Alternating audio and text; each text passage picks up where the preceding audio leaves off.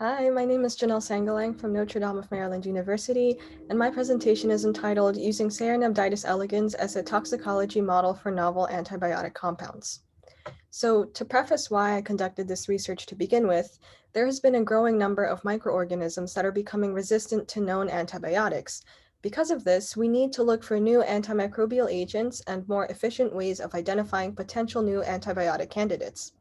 My research aims to assess the toxicity of novel antibiotic compounds extracted from soil bacterial isolates against a mutant strain of Caenorhabditis elegans called DC19 Bus5BR19X. The experiment can be broken down into two parts. Part 1 looks for new antibiotic candidates, and Part 2 studies the efficacy of Bus5 as a toxicity model. So let's look at Part 1 for now. We believe that new antimicrobial agents could lie among the dirt. This is because various soil microorganisms have been found to produce antibiotics. In fact, most of the antibiotics that are used and prescribed today originated from bacteria that live in the soil. This is because genetic plasticity allows bacteria to respond to environmental threats, such as competition from neighboring bacteria in the soil, as shown in Figure 1. Bacteria can evolve quickly through spontaneous mutations in their DNA or by acquiring new sets of genes through horizontal transfer from another species.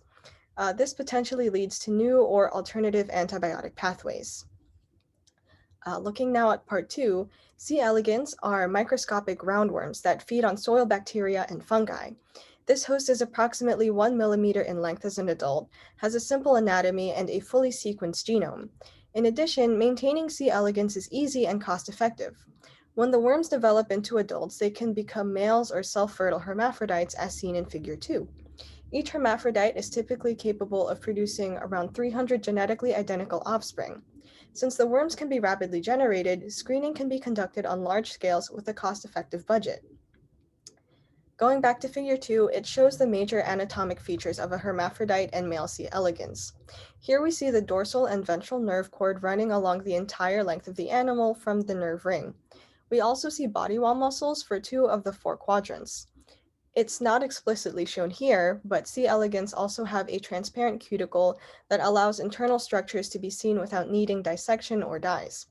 However, one key limitation of nematode use in toxicity testing is that this cuticle is tough and made up of complex layers of collagen, which prevents the efficient uptake of small molecules such as antibiotics. Key work that was done by Zhang et al. Compared various cuticle mutants of C. elegans to determine their cuticle sensitivity, permeability, and overall fitness effect.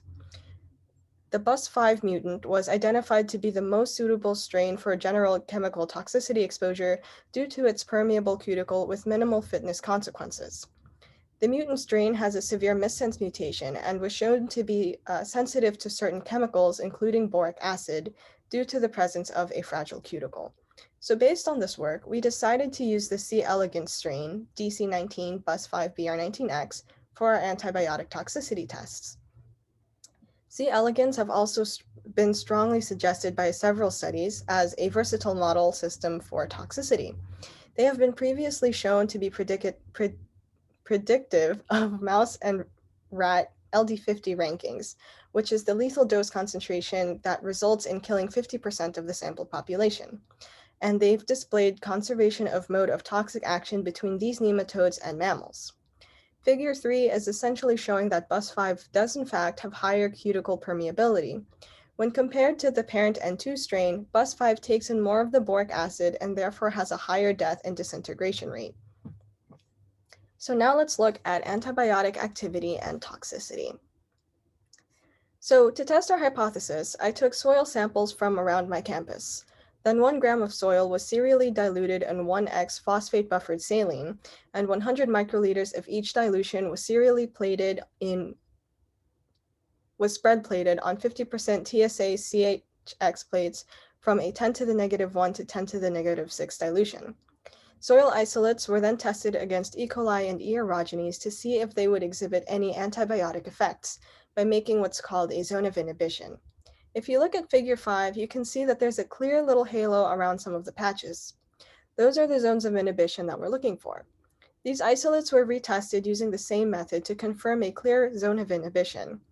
As you can see in Table 1, 4 soil isolates consistently created zones of inhibition against E. aerogenes, E. coli, or both.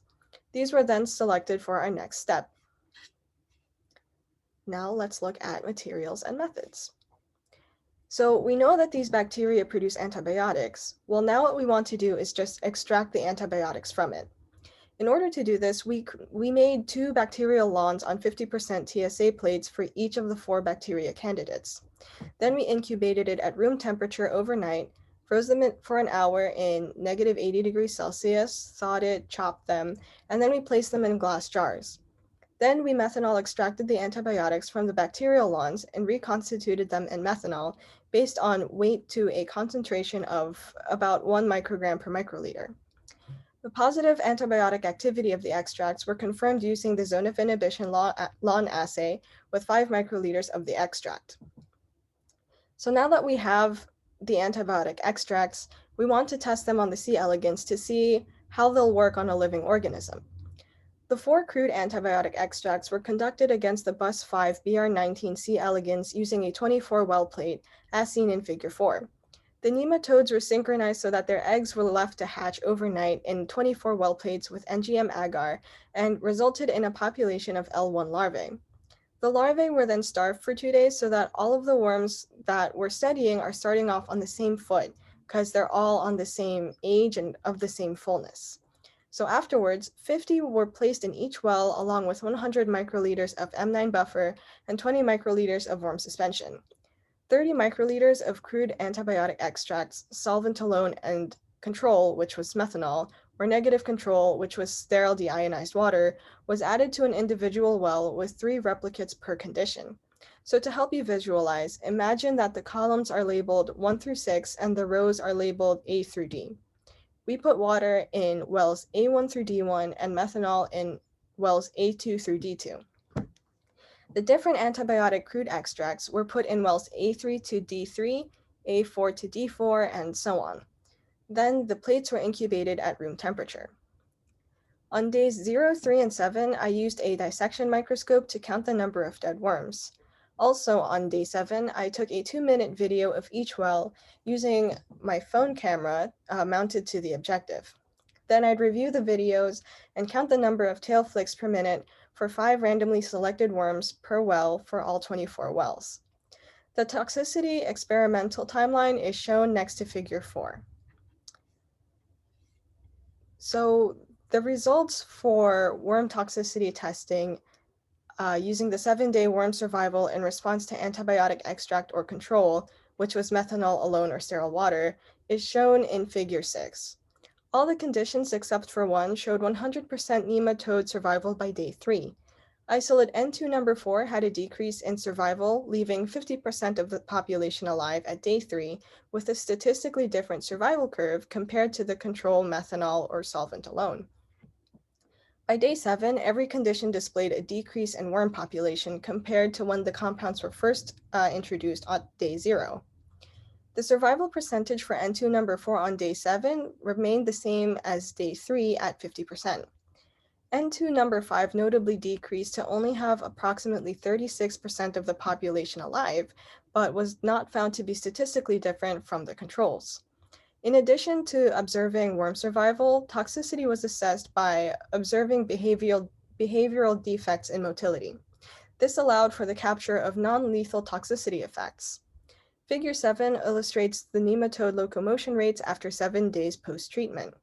Locomotion rates for the worms treated with novel antibiotics trended lower than those that were exposed to the controls, water, or methanol. Since only N2 number 5 has significant locomotion differences at 8 plus or minus 4.2 tail flicks per minute, this suggests that this may create unwanted side effects if it's used as a drug. The toxicity levels of novel antibiotic compounds extracted from soil bacterial isolates were successfully monitored using worm mortality and locomotion defects in a mutant strain of Caenorhabditis elegans, BUS5 BR19X. The methanol solvent alone had no effect on worm survival and locomotion compared to the negative control sterile water. This indicates that any decrease in mortality or locomotion in the experimental treatment groups was likely due to the crude antibiotic toxicity and not the solvent. N2 number 4 was the only antibiotic extract with a significant decrease in its worm survival curve relative to the controls. Therefore, it's likely to have a toxic effect. To date, there are no studies that have used the BUS5 DC19 cuticle mutants for antibiotic toxicity. So this work provides proof of concept for the use of these cuticle mutants for antibiotic toxicity testing. To future leverage the toxicity model, locomotion defects were observed and may suggest that unwanted non-lethal side effects of the novel antibiotics may occur. Future studies would explore changing the concentration of the antibiotics, monitoring locomotion at more time points, and using a mass spectrometer to potentially identify the antibacterial compounds present in the crude extracts. Other mutant strains of C. elegans could also be tested to see if similar results will prevail in different genetic backgrounds. This research reinforces the hypothesis that C. elegans can be definitely and effectively used to screen for antibiotic toxicity, and it takes a closer look at the effects of novel antibiotics on BUS5 mutants. Together, these data, coupled with the novel antibiotics' general efficacy in vitro against gram-negative bacteria, suggest that compounds from soil isolates N1 number 5 or D1 number 4 could be viable for further exploration as novel antibiotics. The initial in vitro data from these experiments suggested that the extracted antibiotic compounds were good candidates for further exploration as novel antibiotics. Cuticle C. elegans mutant strain BUS5DC19 was successfully used to screen for toxicity via worm survival against 4 antibiotic crude extracts, resulting in the identification of one potentially toxic extract from soil isolate N2 number 4. A locomotion assay further identified a second extract from soil isolate N2 number 5, leading to motility defects.